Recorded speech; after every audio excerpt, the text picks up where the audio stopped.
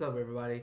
So, my name is Drew, and I just wanted to share with you my story of going from a goddamn independent or GDI to a fraternity president. I wanted to share this story with you because of the latest incident in fraternity hazing. It's the Timothy Piazza story at Penn State.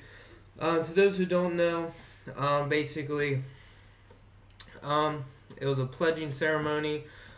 He drank too much alcohol, he fell down some steps, and he ended up dying from trauma and just a bunch of unnecessary things that shouldn't have happened. I feel like those stories take away from the good that does happen in Greek life and the good things that Greek life has to offer you. So I'm making this video to help somebody who is kind of on the fence about Greek life, or they don't really know. They want to rush, but they don't really know what kind of chapter they're looking for and all this other stuff. But yeah, like I said, I went from being somebody that was totally against the idea of being in a fraternity. I was like, I'll never associate with those kinds of people ever. Like they're just, at the time, I thought I just put them in that giant pool. I was like, oh, y'all are a bunch of fratty douches that just care about getting laid and playing beer pong. As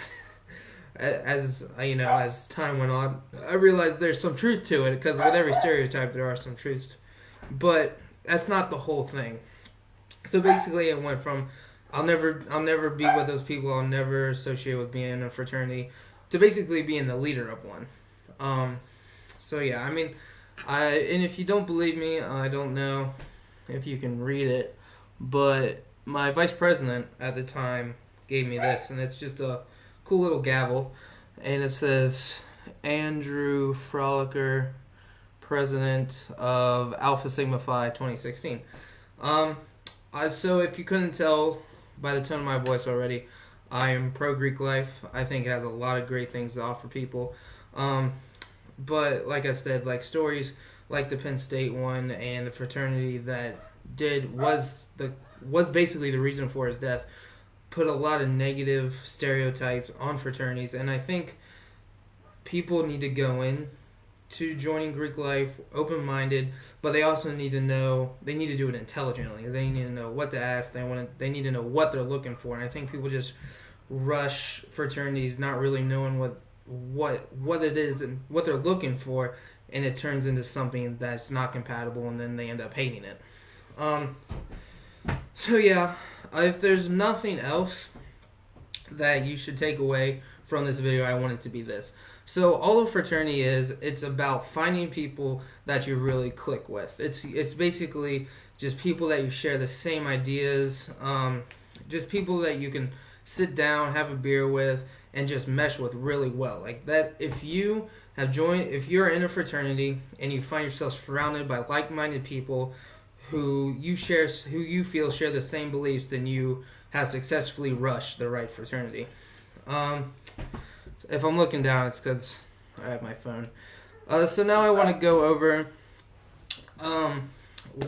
what to look for in fraternities. So you have to be able to read the student body, the community that your college campus has.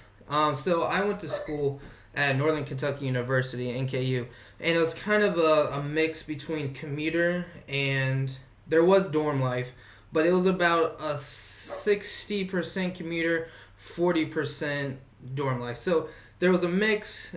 There was what's the word I'm looking for? There was a campus life, but it wasn't heavy. But with that being said, so that environment was not like your stereotypical Penn State or Michigan State or University of Kentucky Greek life, because it doesn't have that caliber of student body. So if you kind of go to a school like NKU, then the Greek life is not going to be, oh my god, yeah, let's go Ragers, let's do some kegs and eggs, just stuff like that, because they don't have the capacity for it. We didn't have Greek houses. So going on from that, so if you decide to rush Greek life, let's just say I don't know, the very first fraternity that you look at is just everything you thought a fraternity would be. They're obnoxious, they're douchey, they just care about getting laid, they wear Sperry's. Like, you're like, I hate it, like, it's everything I've wanted it to be. Don't give up on it. Don't give up on it just yet, because every organization has a different personality. An example of that is, so if you couldn't tell, I was in Alpha Sigma Phi. The two biggest chapters on our campus was Pike and ATO. If you were in Pike, you know, you were good at athletics. You're just a super chill dude. In ATO, you were your stereotypical frat bro. They were like, we're here to have a good time, we're here to drink, and we don't care what you think. And I admired the shit out of them for it, and they were a bunch of fun dudes to hang out with. But that was not something I was looking for. When I was walking around, Alpha Sig's motto was, Alpha Sig's motto was to better the man. And that really resonated with me. So I looked into it, and it turns out I really liked what they were talking about, and I rushed them, and eventually I initiated into Alpha Sig. So if you really want to get a feel for what the fraternity is, try and meet their president. Try and talk to their president, because every chapter has a member that doesn't really represent what everyone is. But if you meet the president, like, the president is supposed to be somebody that is the embodiment of that chapter. So if you talk to the president, if you're getting some good vibes from him, then that might be a chapter worth looking into.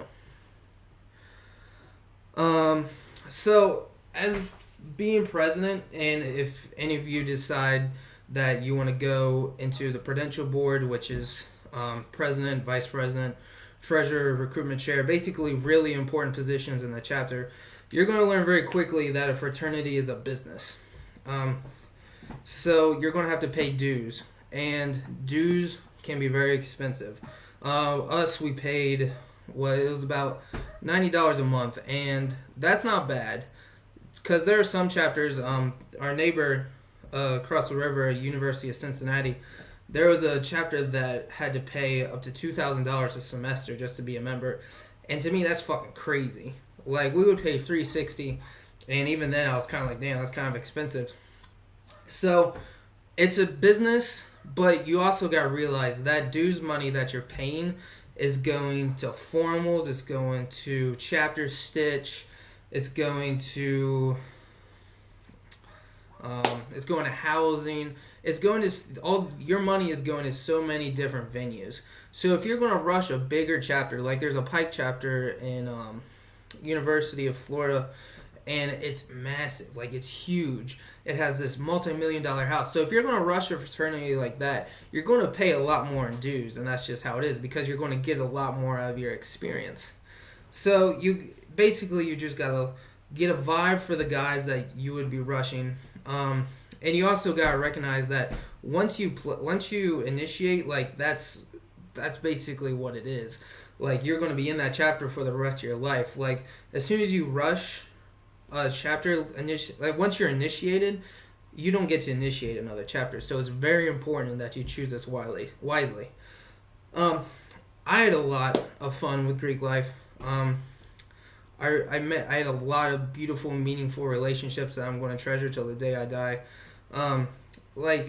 If you were like me, you're kind of like, the idea of just calling someone your brother because we're in the same fraternity, like, I didn't like that idea. But to me, like, to earn the title brother, you had to earn it. Like, you had to do something where I was like, yeah, you're my brother because we sacrificed for the same thing, or we're just mesh on a certain level. And that's basically why I didn't rush a lot of even consider rushing fraternities, because I thought it was pretentious and a little douchey. But if you find the right fraternity, you'll know, and you're going to find relationships that'll last a lifetime. So good luck. If you have any questions, just let me know.